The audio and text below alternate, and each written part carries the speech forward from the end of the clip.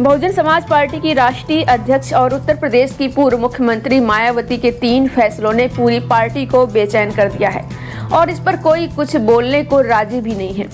Party के तमाम नेता फिलहाल मायावती के फैसलों को लेकर भविष्य की चिंताएं कर रहे हैं। 4 दिन के भीतर बसपा चीफ ने तीसरा बड़ा ऐलान किया है। न सिर्फ बसपा बल्कि यूपी की सियासत में मायावती ने 16 फरवरी को अपने फैसले से हलचल मचा दी।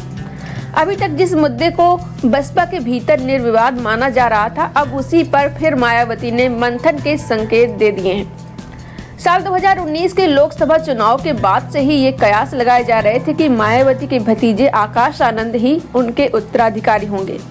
फिर साल 2024 के चुनाव से पहले साल 2023 में मायावती ने उन्हें पार्टी के नेशनल कोऑर्डिनेटर पद पर नियुक्त किया।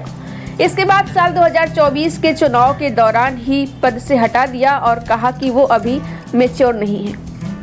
अब मायावती ने लोकसभा चुनाव खत्म होने के कुछ दिनों बाद ही आकाश आनंद को पार्टी के नेशनल कोऑर्डिनेटर पद पर पदासीन कर दिया।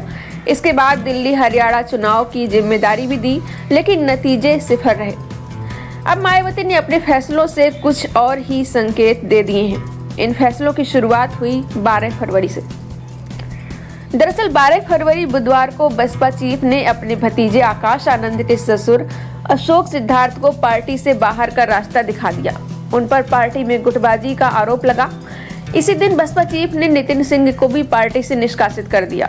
नितिन सिंह के बारे में दावा है कि वो अशोक सिद्धार्थ के करीबी हैं। वहीं अशोक सिद्धार्थ के बारे में कहा जाता है कि वो मायावती की राजनीति से प्रभावित हुए थे और नौकरी छोड़ दी, फिर बसपा में शामिल हो गए।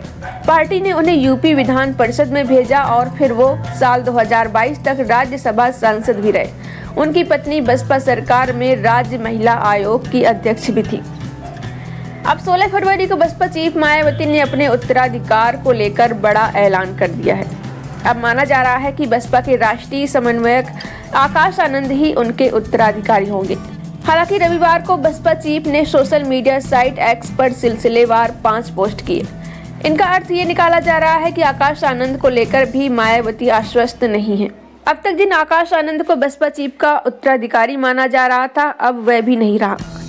बसपा चीफ मायावती ने अपने पोस्ट में स्पष्ट लिखा कि मान्यवर कांसीराम की तरह ही मेरे जीते जी भी पार्टी व मूवमेंट का कोई भी वास्तविक उत्तराधिकारी तभी वह जब भी कांसीराम के अंतिम सांस तक की उनकी शिष्या की तरह पार्टी व मूवमेंट को हर दुख तकलीफ उठाकर उसे आगे बढ़ाने में जी जान से लगातार लगा रहे।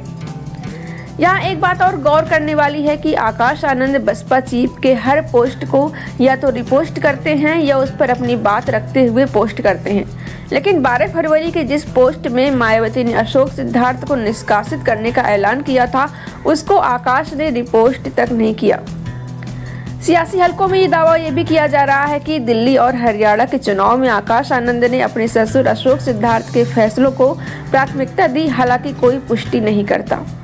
ऐसे में अब ये देखना दिलचस्प होगा कि साल 2017 में बसपा के मंच पर पहली बार आने वाले आकाश आनंद को लेकर मायावती क्या फैसला करती हैं। आपका इस बारे में क्या कहना है, हमें कमेंट करके बता सकते हैं। और ये जानकारी आपको पसंद आई हो तो वीडियो को लाइक करें, चैनल को सब्सक्राइब करना ना भूलें।